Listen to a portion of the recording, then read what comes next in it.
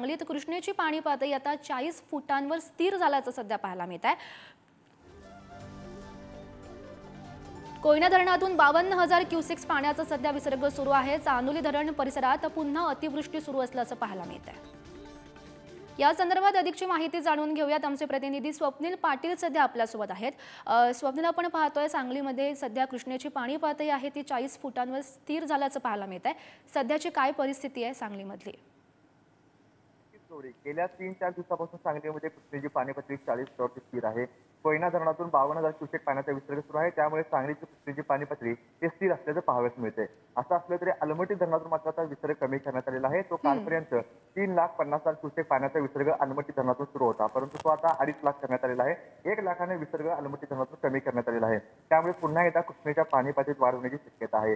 असं असलं तरी आपण सांगलीच्या पश्चिम भागात असणाऱ्या शिराळा तालुक्यामध्ये मात्र अतिवृष्टी कायम आहे। चांदोली धरण पांडुरंगामध्ये गेल्या 24 तासांमध्ये 65 मिलीमीटर इतका पाऊस झाला आहे, त्यामुळे चांदोली धरणातून 18,000 क्युसेक पाण्याचा विसर्ग सुरूच आहे।